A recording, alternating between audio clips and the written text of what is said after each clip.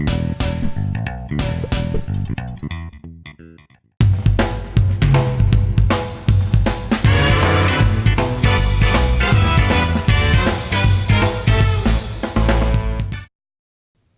nerds, and welcome to Agent Carter, Theories and Conspiracies. I'm Brian from Good Nerd Bad Nerd. So this week we had 2 hours of Agent Carter, and for as much content as we had, there weren't too many Easter eggs. They just didn't have that much time to spend on them. So really quick, the Easter eggs before more just hammering in the theory of what's happening in this and how it connects to the bigger Marvel Cinematic Universe. First, Dottie's dress was clearly designed to mimic a Black Widow's hourglass. Just a shout out to the fact that she is a precursor to Natasha Romanoff and that Black Widow. They both had the same training. So this is just a nice allusion to who she is and what's to come. Next, when Whitney Frost is there to kidnap Jason Wilkes, she's just kind of browsing around Stark's lab and she sees the designs for the arc reactor. Just a nice shout out, but it also shows you how long Howard was working on this. And so it wasn't just an issue he thought up of and cast aside. It's something that was constantly on his mind for years, and finally realized that just he could do it if he had the technology. It just wasn't there yet. So that's a nice another little shout out. They've really kind of been reminding us that the arc reactor was made by Howard this season. So moving on. Frost bossing around all the Magia and Manfredi. After Frost takes over the council, she doesn't want to use Vernon Masters' guys because she doesn't trust them. She doesn't know them. She knows Manfredi. She knows the devotion and the faith there. And I think a lot of that is because of their relationship. Whatever it was before, in the comics, she definitely was the head of the Magia, and her dad is Nefarious, Count Nefarious. Count Nefaria. So she has a family connection to that kind of crime syndicate, and that's really what it is. But it was nice to see her in charge because in the comics she also at one point is in charge of that crime family. So that was that was also just a nice allusion to the comics and the roles that those characters actually do play. Now,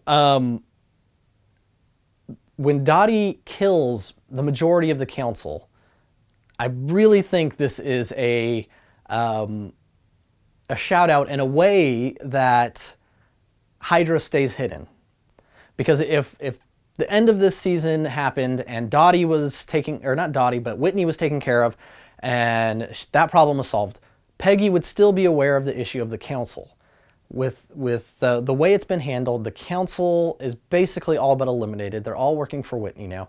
So there's not going to be any more investigation by Peggy into who the council is and to what this all means. Now Dottie, she's holding up the lapel pin, and she even makes jokes about it. It's like, maybe this is an organization that is responsible for every shady, corrupt decision in the government, in the world, or maybe it's just a fancy fashion accessory. That was a great moment because it shows Dottie actually knows who the council are. And this could be because she's from Leviathan and knows that it's Hydra or something along those lines, but she at least is very well aware of who those people are and what their role is. So that was great, and I do think this is how Hydra stays hidden and they aren't brought to the light at this point, because Whitney Frost went in and cleared the deck of this group. And if you remember what I've said in previous theories videos, that was the point. This is why Hydra backed this group, was so they could stay hidden. They had this group that was taking the attention of the SHIELD, and in this case the SSR, but they were doing that in order to stay hidden. So I think this is nicely played, and it's kind of what I figured had to happen, is that Whitney would have to come in and clear the deck, establish herself as the big villain this season, and draw all the attention on her. Now, the last thing, at the start of the 2-part episode, Jason is fading out, and we see what a lot of people were calling the Lord of the Rings moment. We see this portal that would take him to the Dark Dimension. And there was this, and when Whitney was having a discussion with someone, but that looked like she was talking to herself, these all lead me back to the fact that I think a character like Blackheart or even Dormammu or Mephisto, I mean, there's a lot of options for who it could be. Blackheart is the character in the comics who rules the Dark Dimension. But this is how this evil being is going to get a foothold in our world. And this is really what it's looking like. That was a portal, it was a gateway, and with what looks like it's going to happen, with Whitney trying to set off a larger nuclear explosion, that's going to maybe open a portal even more, let more dark matter through. This is really going to be the start of this kind of magic in the Marvel Universe. I think what we might learn in Doctor Strange, or who knows, we might even get some crazy exposition in Carter, is that there have been other moments where dark matter and this dark force has come through, and this is just going to flood this universe with it. So that's what's going on. What do you guys think? What do you think? Do you agree with me that it could be Blackheart or someone like that is pulling the strings from the Dark Dimension? Or do you think they're just having Whitney go crazy? Things like that.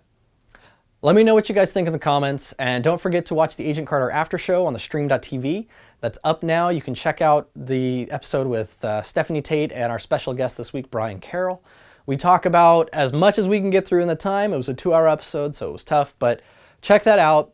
Put your questions in the comments, and don't forget to follow me on Good Nerd Bad Nerd, and if you have any comments or questions, use the hashtag AgentCarterAS, and we will all get back to you, and we can keep the conversation going that way. So, until next week, I'm Brian from Good Nerd Bad Nerd, and this has been the Agent Carter Theories and Conspiracies.